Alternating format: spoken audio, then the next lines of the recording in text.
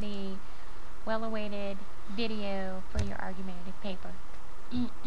Anything that interests you can be a topic of interest for others. Don't think that you have to pick a topic that has a lot of stuff you can research or something that just happens to be prevalent in society today.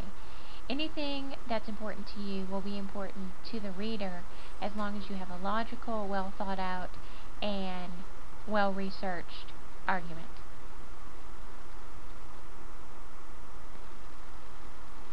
The topic proposal. Step 1. Do some good brainstorming or free writing before you begin your proposal. See the handout that I put down there. It gives you those type of free writing exercises that you can do in your journal. Get on paper what you already know about this topic. Hopefully you've chosen a topic that you're passionate about or that you think is important or that you've always wanted to know about. And if you're in the service learning class, then of course it should stem from the volunteer work that you're doing. Explain what you find interesting about this topic. You may include anecdotal and experiential evidence in your proposal. Your final the final draft of your argument will contain, of course, stories, short narratives. In fact, that's an excellent way to get into the paper. We did look at several essays this semester that did relate narrative type essays to fortify their point, because it does kind of lend a little bit of expertise when you have personal experience or knowledge of the particular subject. I want you to think about why this topic is something that you want to pursue. I guess this is most important because if the reader does not understand from reading your argument that this is extremely important to you, then they won't want to read it either. And I think you got that gist from the essays you read this semester.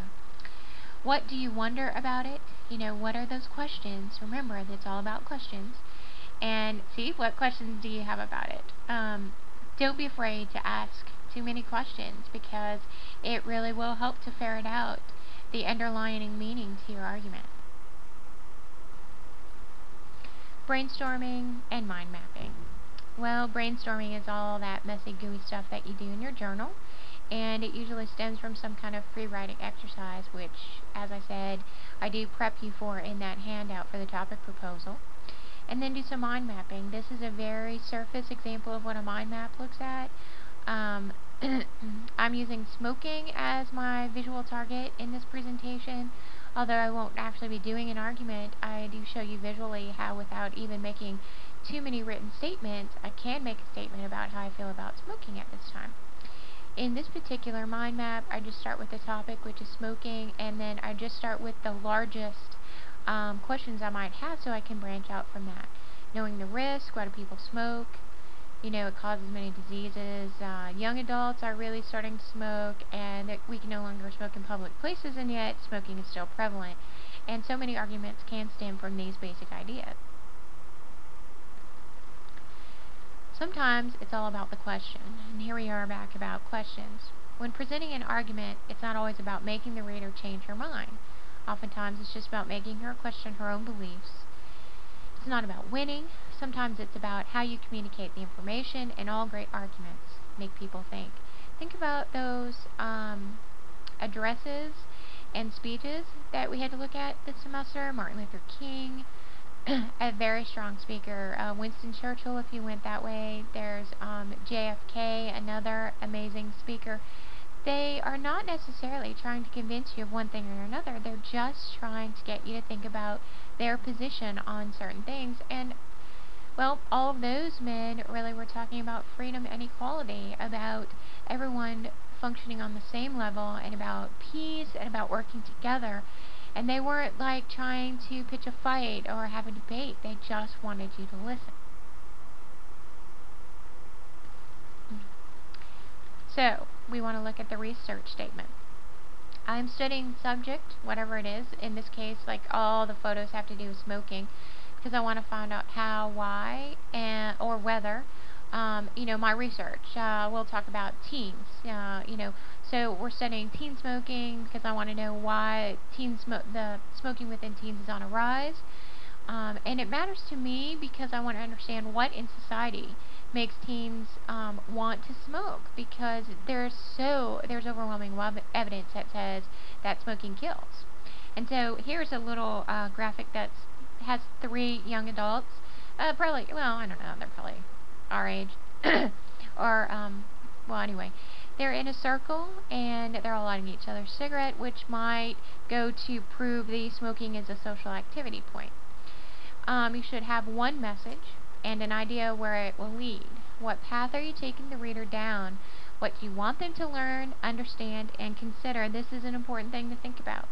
What is it you want them to consider? The reader. What one message are you trying to convey? You have a message, you have supporting claims, you have evidence to support your supporting claims which support your thesis, and then you have examples of evidence that support your supporting claims that supports your thesis. It's like a big house. Anything's missing, it's going to come tumbling down. And remember, in the end, everything is an argument. So what is the message? These are questions you want to think about. What do you want to communicate? What is the main idea? What subclaims form the body of your argument and support your thesis or main idea? What kind of evidence have you provided? What kind of examples are you using to support that evidence? And what do you want the reader to consider? Always come back to that. See, here's another graphic. The smoking gun. I think it's kind of funny. Making a visual statement. Sometimes an argument can be reinforced and strengthened by the right visuals. The visuals, such as photos, graphs, charts, or even comics, can be effective communication tools when used in the correct context. I invite you to use visuals in your written paper as a way of as an extension of your argument and as a way of reinforcing what you want to say. Just make sure that what you're using really does communicate what you want to. Don't just use it because it's a cool picture. Here, I want you to put out that cigarette. Again, this gives a more national view to stopping smoking. It's not just local. It's not just me.